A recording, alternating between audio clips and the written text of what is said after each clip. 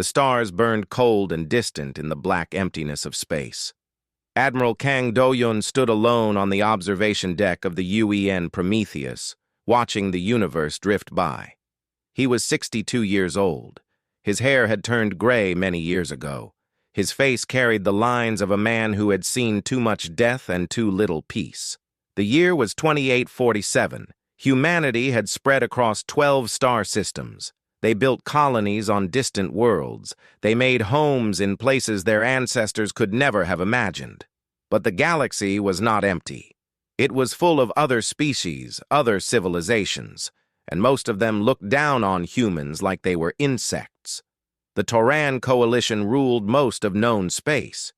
37 alien species had joined together under their banner. They had ships that numbered in the thousands. They had weapons that could crack planets open.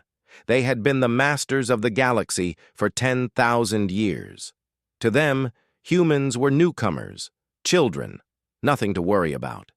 But the Taurans did not know what humans really were. They did not know what humans could do when their people were in danger.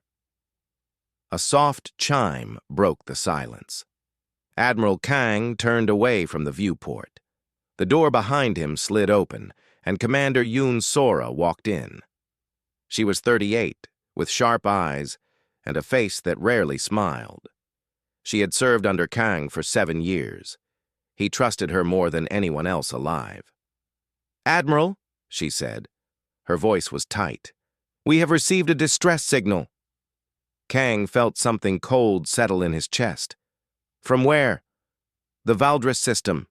Neutral space." Sora paused. "It is the Horizon Dawn, sir. A colony ship. 12,000 civilians on board." Kang closed his eyes. 12,000 people, men, women, children, families looking for a new home among the stars. What happened to them? They were intercepted by a Tauran fleet. The 7th Fleet under High Commander Velik. Sora's jaw tightened. 400 warships, Admiral. They are claiming the colony ship entered Tauran space illegally. Did they? No, sir. I have checked the navigation data.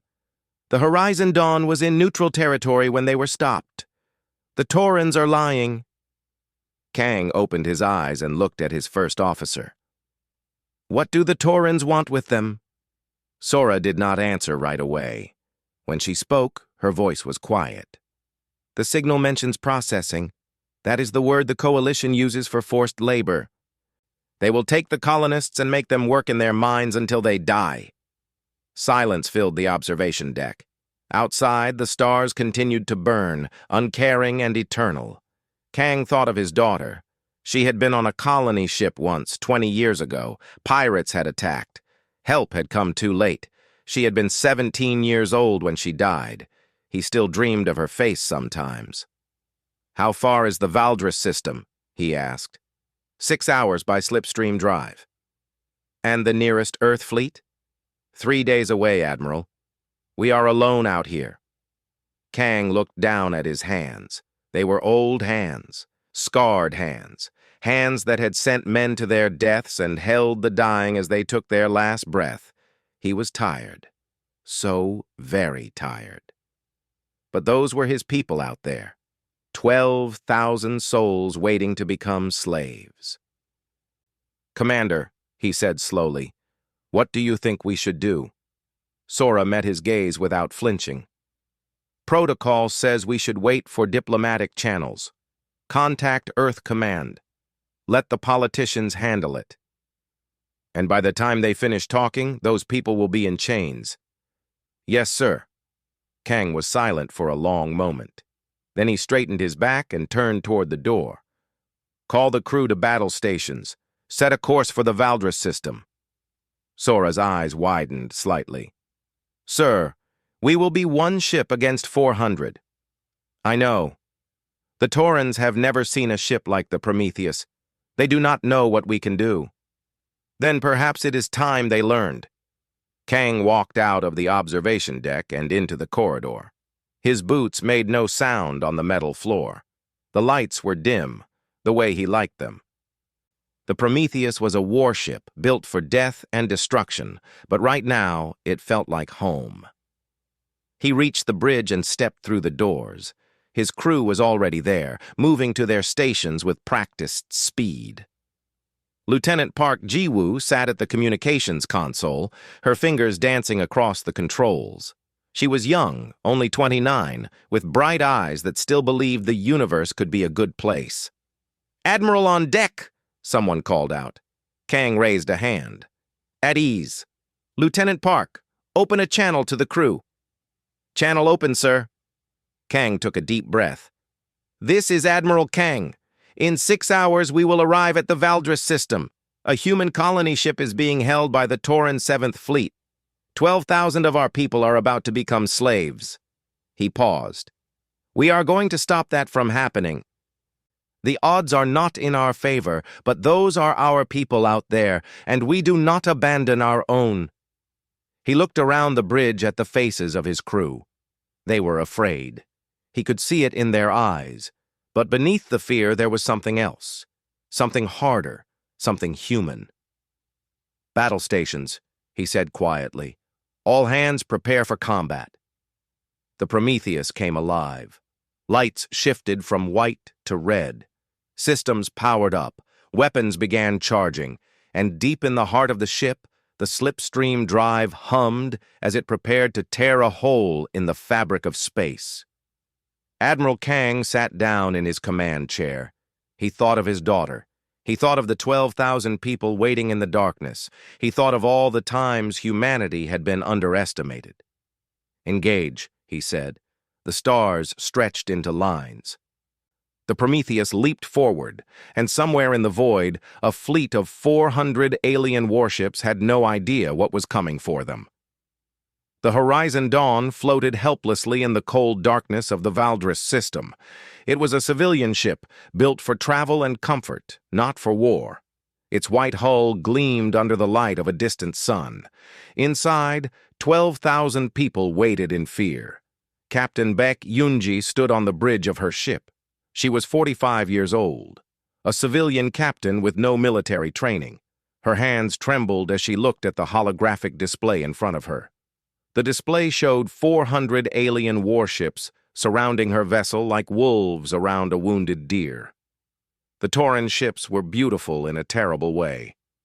Their hulls were made of living metal that shifted and changed color.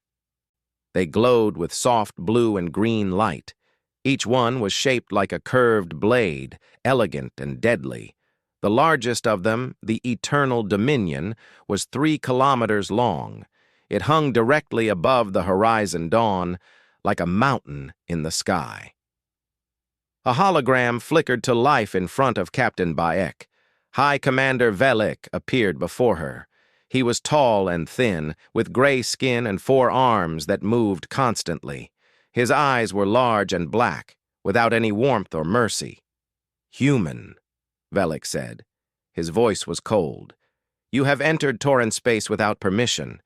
This is a crime punishable by processing." "We did not enter your space," Beck replied. She tried to keep her voice steady. "Our navigation records show we were in neutral territory. Please check our data. We have done nothing wrong." Velik made a sound that might have been a laugh. "Tauran sensors say you were in our territory. Tauran sensors are never wrong. Your records do not matter. But we have children on board, families. They are innocent. They will work in the Araxis mines. The Coalition needs workers. Your species will serve." Velik leaned closer, his black eyes filling the hologram. "This conversation is over, human. Prepare your people for transport." The hologram disappeared. Captain Baek stood alone on her bridge, tears running down her face. There was nothing she could do. No one was coming to save them. Aboard the Eternal Dominion, Sub-Commander Threx watched the human ship through a viewport. He was younger than Velik, with lighter skin and a troubled expression. Unlike his commander, he felt something uncomfortable when he looked at the helpless vessel. He had checked the sensor data himself. The numbers did not match. Someone had changed the coordinates after the interception to make it look like the humans had crossed into Tauran space. It was a lie. The entire capture was illegal. Threx walked to Velik's command chamber and spoke his concerns. "High Commander, the evidence does not support our claim. The humans were in neutral space." Velik did not look up from his displays. "The Coalition needs workers, Threx. The Araxis mines are behind schedule. These humans will solve that problem." "But the law—" "The law is what we say it is." Velik finally looked at his subordinate. "We are the Tauran Coalition. We have ruled this galaxy for 10,000 years. Who will stop us? The humans?" He laughed. "They are primitives. They barely left their homeworld a few centuries ago. They have no power here." Threx lowered his head and said nothing more. He knew what happened to officers who questioned their commanders too much. They disappeared. So he kept his thoughts to himself and returned to his station. At the edge of the Valdris system, space twisted and tore. A ship emerged from slipstream, cutting through reality like a knife through cloth. The Prometheus had arrived. Admiral Kong studied the tactical display. 400 enemy ships, one colony ship in the middle. The odds were impossible, but he had not come here to calculate odds. "Commander Yoon," he said quietly, "take us into the asteroid belt, full stealth mode." "Yes, Admiral." The Prometheus slipped into the field of tumbling rocks that circled the system's sun. Its black hull absorbed light and heat. Its engines ran silent. To anyone watching, it was just another shadow among the asteroids. Lieutenant Park monitored the enemy communications. "Sir, they have not detected us, but they are preparing to board the colony ship. We have maybe 2 hours before they start moving the civilians." 2 hours. Kang closed his eyes and thought. Then he made his decision. "Take us closer. When we clear the asteroid field, drop stealth and show ourselves." Sora turned to look at him. "You want them to see us, sir?" "I want them to know we are here. Sometimes, the best weapon is fear." The Prometheus moved through the asteroid field like a ghost. Minutes passed. The Tauran fleet continued its preparations, unaware of the death that crept toward them. On the Eternal Dominion, a sensor technician noticed something strange, a shadow in the asteroid field, something that should not exist. He opened his mouth to report it. The shadow moved. Something massive emerged from behind a kilometer-wide rock. Something black and angular and covered with weapons. Something that looked less like a ship and more like a weapon given form. The Prometheus revealed itself. Across 400 Tauran warships, alarms began to scream. Officers shouted questions that nobody could answer. Computers tried to analyze the unknown vessel and failed. Captains froze at their controls, staring at their displays in disbelief. The human warship was unlike anything they had ever seen. Where Tauran ships were elegant and curved, this thing was brutal and sharp. Its hull was black as the void between stars. It did not reflect light. It swallowed it. Weapons covered every surface, guns and launchers, and things the Tauran computers could not even identify. High Commander Velik stood frozen on his bridge. His 4 hands gripped his command throne so hard that the metal bent. His large black eyes stared at the holographic image of the human ship. "What is that?" he whispered. Nobody answered him. Nobody knew. The entire Tauran fleet had stopped. 400 warships hung motionless in space, paralyzed by the sight of a single vessel. For the first time in 10,000 years, the masters of the galaxy did not know what to do. Sub-Commander Threx felt a cold fear spreading through his body.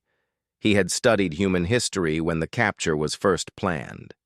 He had read about their wars, their weapons, their endless capacity for violence. He had dismissed it as primitive savagery. Now, looking at the ship that hung before them like death incarnate, he realized his mistake. The humans had not been primitive. They had been hiding. The Valdris system had become a powder keg. One spark could destroy everything. The Prometheus held position 50,000 kilometers from the Tauran fleet. It did not move. It did not fire.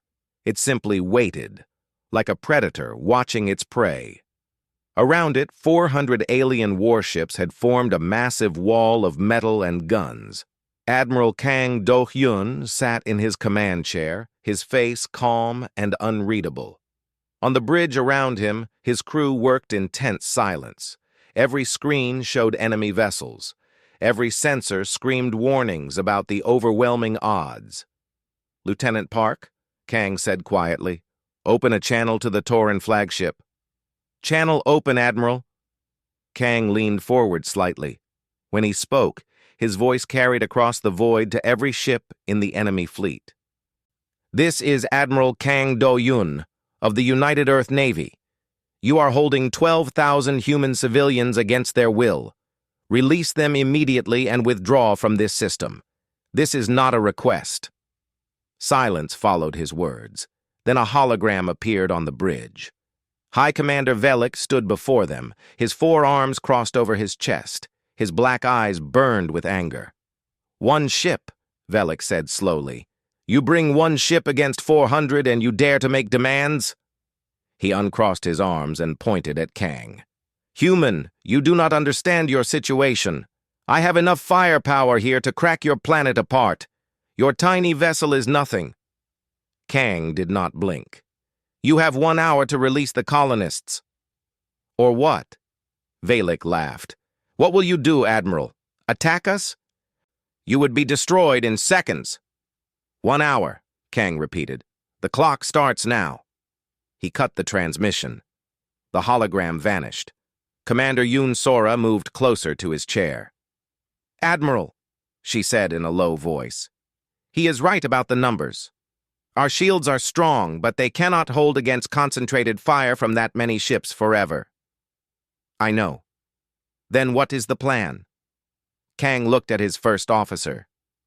"The plan is to make them afraid. They have never seen a ship like the Prometheus. They do not know what we can do. Right now, fear is our greatest weapon."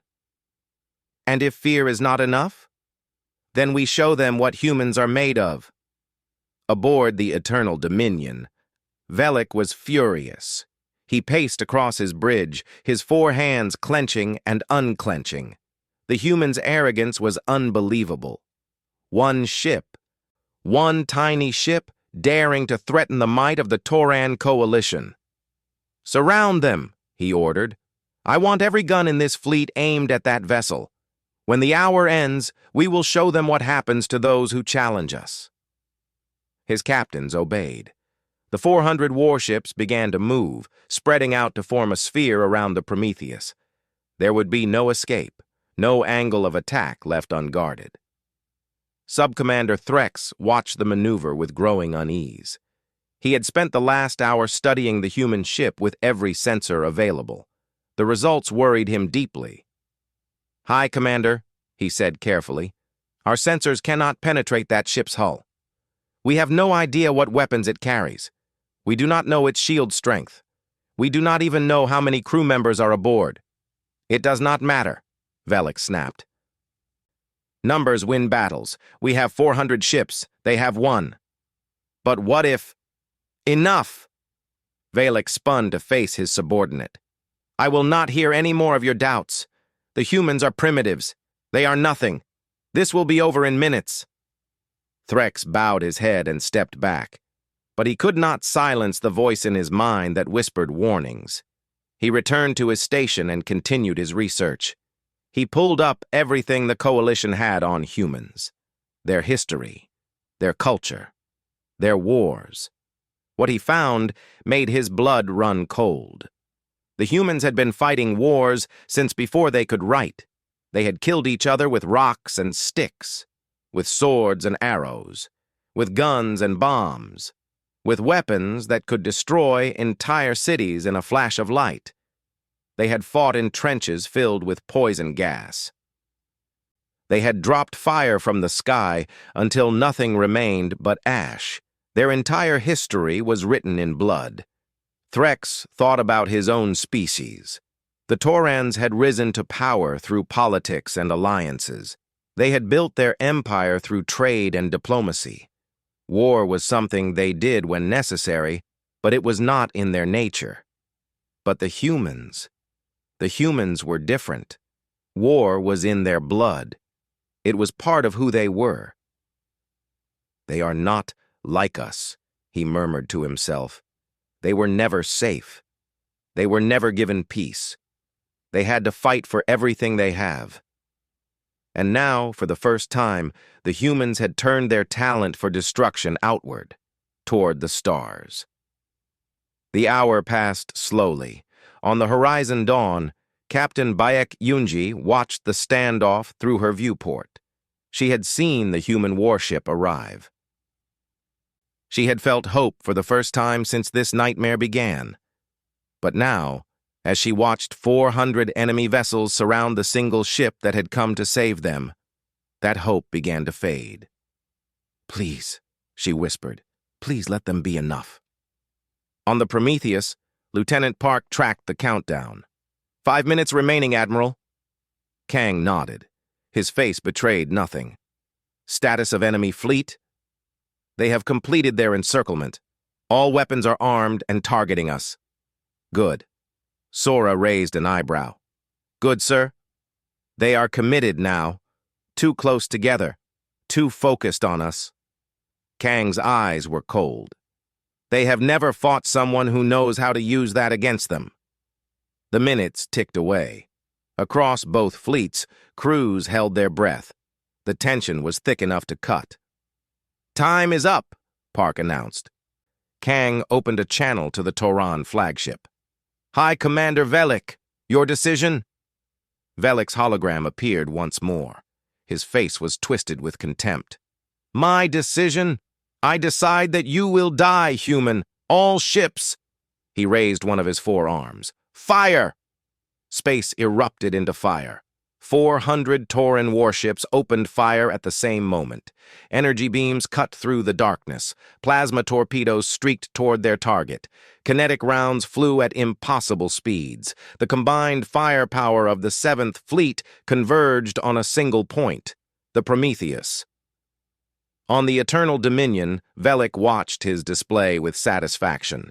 Nothing could survive such an assault. The human ship would be torn apart in seconds. This would teach them to challenge the coalition. The first wave of weapons reached the Prometheus, and nothing happened. The human ship's shields flared blue-white, absorbing the energy attacks. The plasma torpedoes splashed harmlessly against an invisible barrier. The kinetic rounds vaporized before they could touch the hull. The Prometheus was untouched. Velik's satisfaction turned to confusion. "Increase firepower! All ships, concentrate your fire!" More weapons poured toward the human vessel. The shields glowed brighter. The ship shook slightly, but it did not break. It did not fall.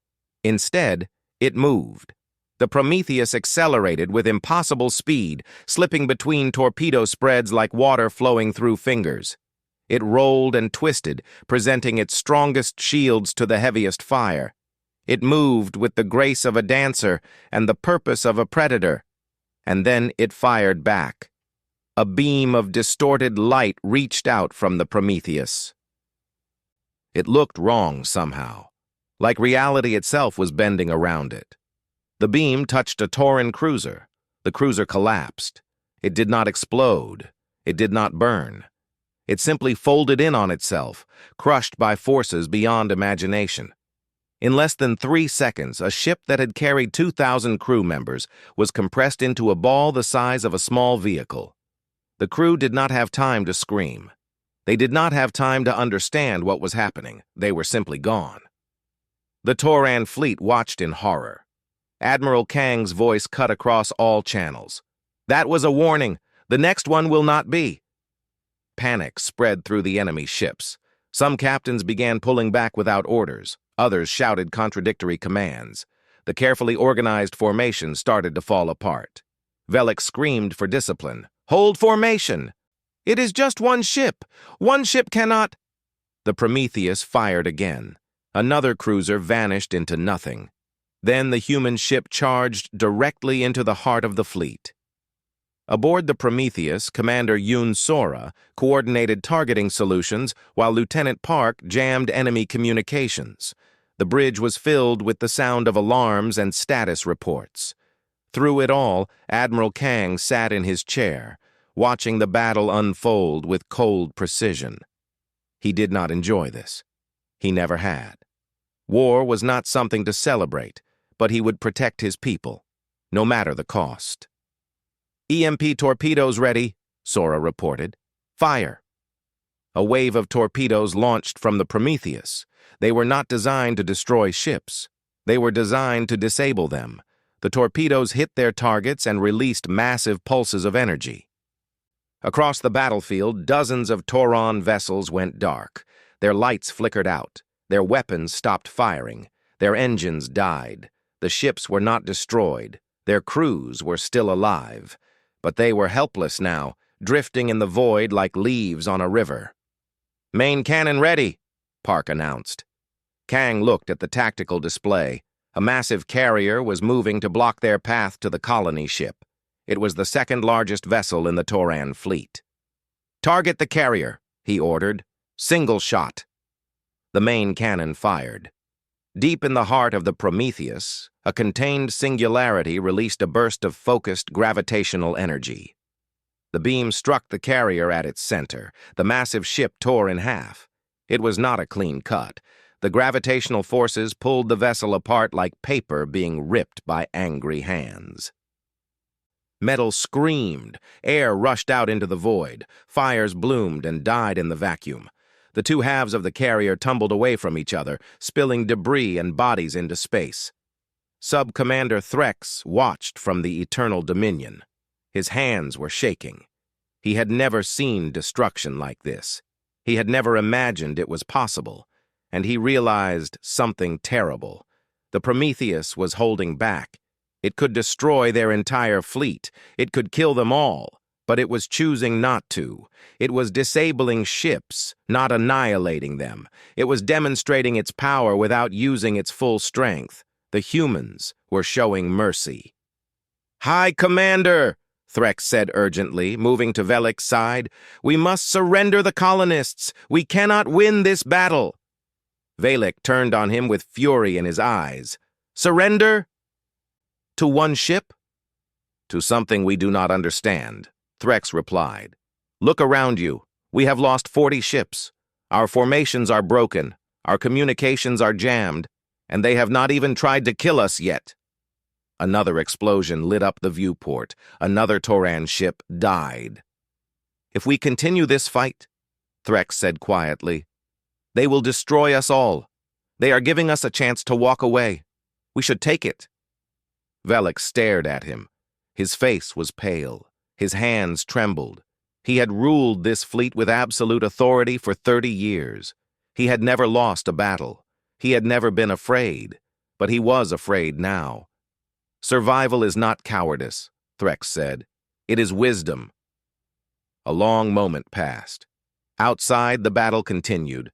The Prometheus carved through the Tauron fleet like a knife through water. Ship after ship fell silent or fled. Finally, Velik lowered his head. "Open a channel to the human ship." The battlefield fell silent. Debris from destroyed ships drifted through space. Some vessels still burned with cold fire that needed no air. Others floated dark and empty, disabled but not destroyed. The Prometheus held position at the center of it all, untouched, unbroken. High Commander Velik's hologram appeared on the bridge of the human warship. He looked different now. The arrogance was gone from his face. The contempt had been replaced by something that might have been respect, or fear. Perhaps both. "Admiral Kang," he said slowly, "the Tauron 7th Fleet, agrees to release the human colony ship. We will withdraw from this system immediately." Kang nodded once.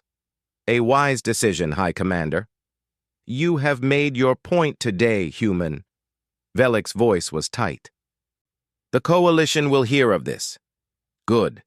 Tell them exactly what happened here. Tell them that humanity asks only to be left in peace." Kang leaned forward slightly. But also tell them this. If any of our people are threatened again, we will answer. And we have many more ships like this one." Velik said nothing. There was nothing to say. He simply cut the transmission and ordered his remaining ships to retreat. The Tauran fleet began to move. One by one, the warships turned away from the battlefield. They activated their engines and headed toward the edge of the system. Within an hour, they were gone, leaving only wreckage and silence behind. Aboard the Horizon Dawn, Captain Baek Yunji watched the alien fleet disappear. Tears ran down her face. She had been prepared to die. She had been prepared to watch her passengers become slaves. But now, against all odds, they were free. She opened a channel to the Prometheus. When Admiral Kang's face appeared on her screen, she struggled to find words. "Admiral," she managed to say through her tears, "I do not know how to thank you. You saved 12,000 people today. You saved us all." Kang's weathered face softened slightly. "That is our job, Captain. Now get your people home safely." "Yes, sir." "Thank you, sir." The transmission ended. Beck turned to her bridge crew and smiled for the first time in days. "Set course for New Sol Colony. Maximum speed." On the Prometheus, the crew began to relax. The battle was over. They had won. Commander Yoon Sora reported minimal damage to the ship. Lieutenant Park had recorded the entire engagement for Earth Command. The mission was a complete success. But Admiral Kang did not celebrate. He sat in his chair and stared at the viewport, watching the stars burn in the endless dark. He thought about the ships they had destroyed, the lives they had taken. Victory always came with a price. Still, they had saved 12,000 innocent people. That meant something. That had to mean something. Far away on the retreating Eternal Dominion, Sub-Commander Threx stood alone on the observation deck. He watched the human ships through the viewport. The massive black warship escorted the small colony vessel, protecting it even now. He thought about everything he had learned today. The humans were not primitives. They never had been. They were something far more dangerous. They were survivors. For 10,000 years, the Tauran Coalition had ruled the galaxy because no one could challenge them. Other species either joined them willingly or were forced to submit. That was the way things had always been. But the humans were different. They did not come from a safe world. They did not evolve in peace. They came from a planet where everything tried to kill them. They had fought predators, diseases, natural disasters, and most of all, each other. Every generation faced new threats. Every generation found ways to survive. And now they had brought that survival instinct to the stars. Threx understood what this meant. The galaxy had changed today. A new power had announced itself. The Coalition would never again be able to dismiss humans as primitives or treat them as inferior. They had seen what one human warship could do. They had to wonder how many more there were. "What are you thinking about?" a voice asked behind him. Threx did not turn around. "I am thinking about the future. I am thinking about what will happen now that the humans have shown their true strength." "And what do you think will happen?" "I think," Threx said slowly, "that we should be very careful. A species that never knew peace has learned to create weapons that can tear reality apart. A species that spent its entire history at war now points those weapons at the stars." He paused. "We should not make them our enemies." On the Prometheus, Admiral Kang finally rose from his command chair. He had duties to attend to, reports to file, wounded to visit. But first, he wanted a moment alone. He walked through the corridors of his ship, nodding to crew members as he passed.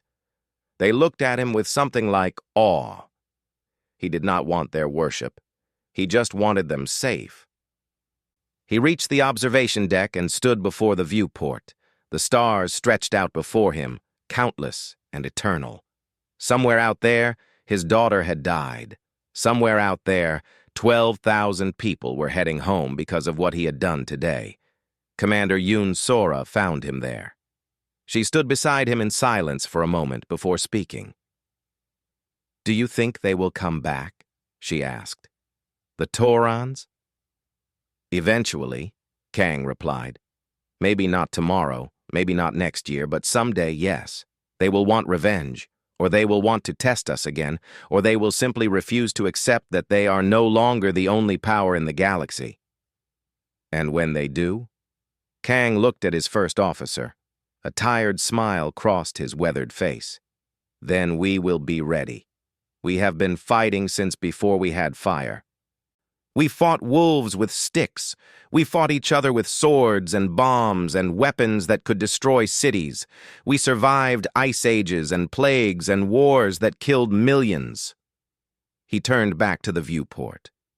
"We are still here. We will always be here. Because that is what we do," Sora said quietly. "Yes." Kang nodded. "We survive. We adapt. We overcome. It is who we are. It is what makes us human." The Prometheus turned toward home, its mission complete. Beside it, the Horizon Dawn followed, carrying 12,000 souls who would live to see another day. Behind them, the Valdris system fell quiet, holding only wreckage and memories. But the galaxy would not forget what had happened here. News would spread. Stories would be told.